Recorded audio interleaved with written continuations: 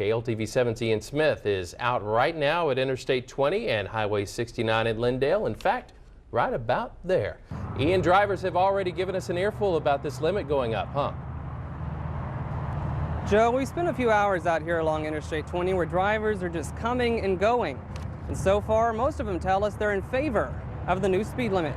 Jenna, it really is just a devastating sight. I'm standing here in Sherry Williams' living room. She says she has COPD and it all started this morning. She was asleep in the bedroom back here, and when she woke up, she knocked over a lamp that hit the oxygen tanks. And from there, her whole home went up in flames. Tate Nelson then walked down this street and approached Mr. Craver, asking for help. Help to hide the body of his victim. This guy right here is Spike. Spike enjoys long walks in the park, and he's an avid Dallas Cowboys fan, so he tells me. He even entered the beauty contest today. He didn't win, but he says he doesn't care. He's having a great day out here with all the other dogs. Utility workers say that trees are the main reason for these power outages last night. And if you look behind me here, there's a 30-foot pine tree that came crashing across County Road 226. Not only did it take out a street sign and a fence, it also took out a cable that stretches about a quarter of a mile long. Well, I stumbled onto Jalopy Joe's here, and Tony here says they have the best fudge you can find in Canton, and she's been nice enough to actually let me try it. So let's see how it goes. You need to come out here and check this out. It's really good. Workers with the SPCA are loading all of the animals onto this trailer where they're going to remove them from the property. This machine right here cracks all of the pecans so they can be sold to the customers. And even though he has a handful of good pecans left, Mr. Elias says with conditions this dry, it's hard for him to keep up with demand. I spoke to the owner of the animals earlier, and he maintains that the animals weren't neglected. And as hard as it was for her to lose her 3 dogs in this fire, Williams is glad to be alive. And she's really not sure what she's going to do next, but she's just thankful that she can start over. Now, I want to make one thing very, very clear. Just because the speed limit's changed on paper doesn't mean it's changed out here on the interstate. TxDOT says it could take 60 to 90 days to post those new speed limits, and only then can drivers drive the new speed limit. Back to you. I was terrified, you know. Tate Nelson then walked down this street and approached Mr. Craver, asking for help. Help to hide the body of his victim. Would you help me load her up and put her in my trunk or whatever, and that's all I need your help for. Authorities say Nelson asked her to stop here on County Road 167D so that he could use the restroom. When he returned to the car, authorities say he attacked her. Knocked unconscious, he dragged her body from the car and stomped on her head. Thinking she was dead, Nelson took off, but his victim survived, crawling. I pointed at her. I said, "Is that the girl you're talking about?" The young woman crawled up these steps into Tracy Hayes' living room. Her face was swelled up, her eyes swelled up. She had some blood coming from her, a little bit, I don't know where it was from. She was complaining her head was hurting her, he strangled her. Hayes then called for help. The victim's cell phone, which was left behind in her car, led authorities to Nelson, who led them on a high-speed chase down I-20.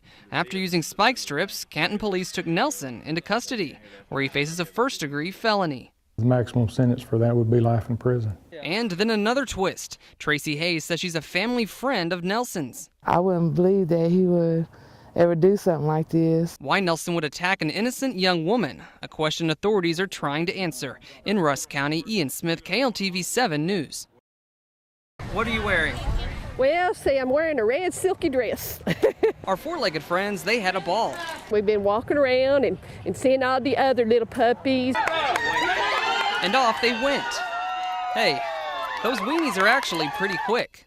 We had our first weenie race today at Pets in the Park, having an awesome time. Okay, some were a bit more into it than others, but when you're this cute, who cares? We're all winners anyway. And for those dogs that were a little too pampered to get their paws dirty, they hit the stage, strutting their stuff with a whole lot of attitude. This guy right here is Spike. Spike enjoys long walks in the park, and he's an avid Dallas Cowboys fan, so he tells me. He even entered the beauty contest today. He didn't win, but he says he doesn't care. He's having a great day out here with all the other dogs. The park today is just wonderful. Holly Wellmaker says Riley is a very special pup that is training to be a canine therapist. He spends most of his time in training, but he always has time to let loose. Riley likes to play with all his toys at home. It doesn't matter if it's a squishy squeak toy or a rubber toy. All his toys are babies. And Hannah, well, Hannah is just glad to be here. Her and her sister were left at my porch with a little note and said that I know that y'all see to them they go to a good home. Here in Bergfeld Park, where it's all about the pooches, Ian Smith, East Texas News Weekend. We got a Nerf ball, we got a telephone, we got a bunch of stuff. Many of you pay to trade in movies each month. Why not trade those toys in while you're at it? They might get played with one or two times, and then that's that. And then there's something else on the shelf that they want. He has a point. Online we came across Toy Guru. I guess you could call it the Netflix of the toy world. And here's how it works. You sign up, choose a plan, and you pay a monthly fee. The plan here runs $32.99, and you get 6 toys every other month.